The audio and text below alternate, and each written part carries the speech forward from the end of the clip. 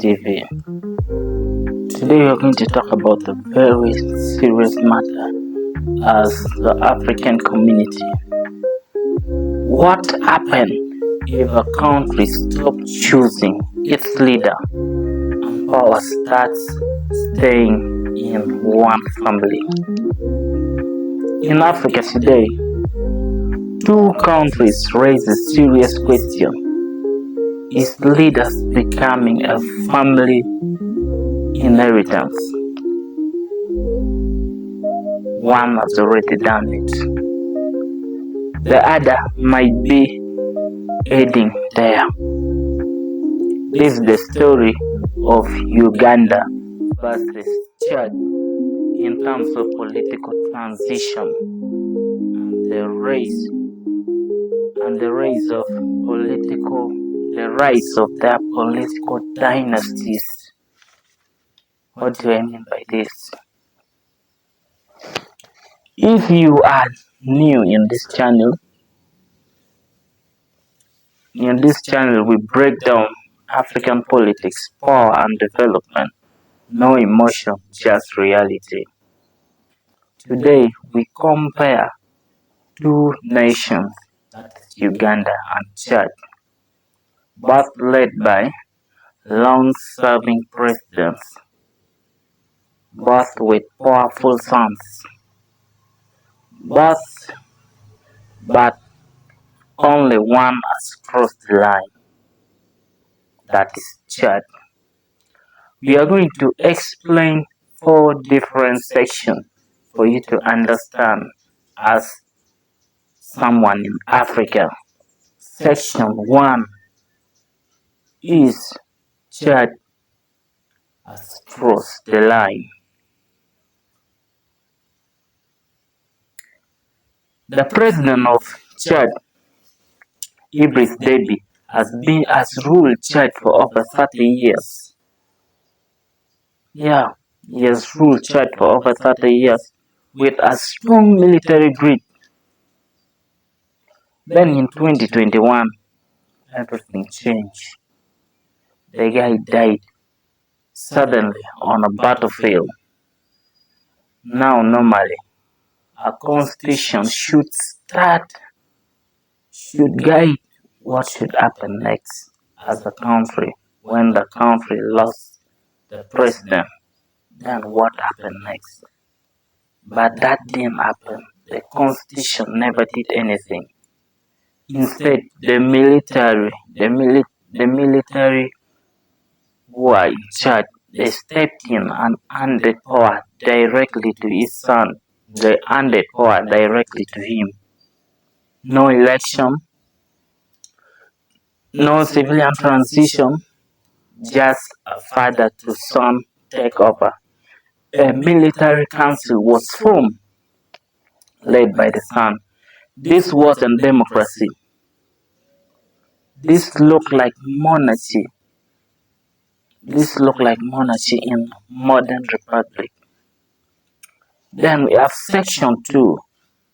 Section 2 is Uganda waiting the game.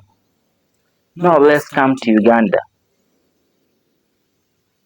The country with the only African whitest president who has turned all its opposition to join his political party, that is NRM.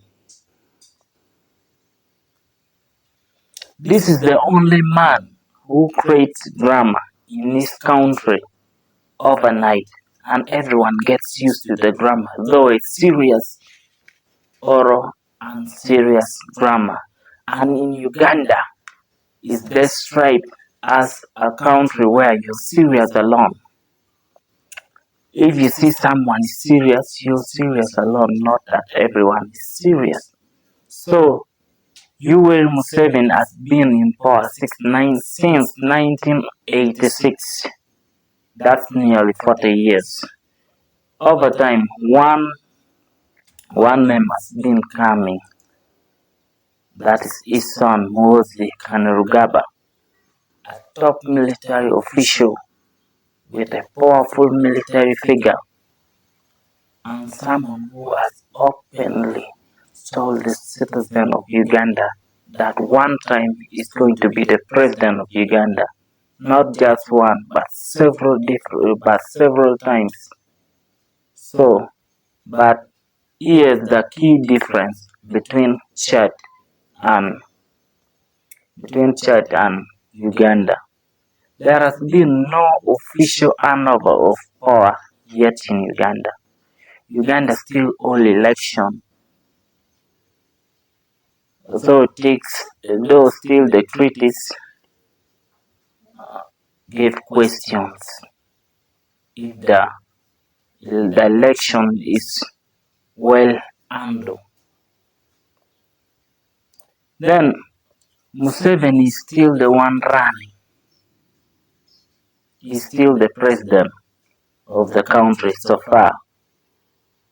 So that's how the difference come. So I have section 3. That's the big difference. The big difference is child power was transferred directly after the death of the father. This also raised a serious question. Will the one for Uganda also happen this way? Or the transition will happen in the way that is going to confuse the citizens? So, for Chad acted instantly through the military. Will Uganda also act through the military for the transition to happen? So Uganda they're still slowly moving through political influence, um, through bringing a lot of constitution to confuse its citizens, so that even though it is the time of transition, the citizen will see as it's something normal. So Uganda is still moving slowly through the political influence. Then section 4 of it is why this matter. Why are we talking on this transition that is happening? Why are we raising this one? This is bigger than just 2 countries. It raises a serious question for we as the African. Why? Are we building a republic or a ruling family?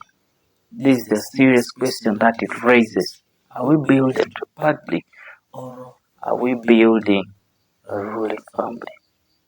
This might not end with just 2 countries, Uganda and Chad. It may spread all over Africa. And you know the consequences.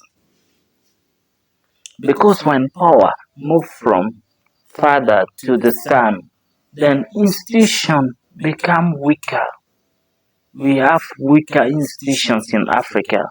We have weaker institutions in Uganda. We have weaker institutions in Chad now as we talk. Election in Africa may lose meaning. People may get discouraged to go for election because the African presidents will be using African countries as a monarchy.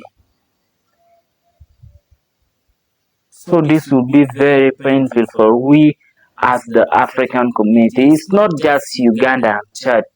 When this thing moves on and on and on and on, remember how colonialism started. It started from one country, then it started moving back all over Africa. This happened?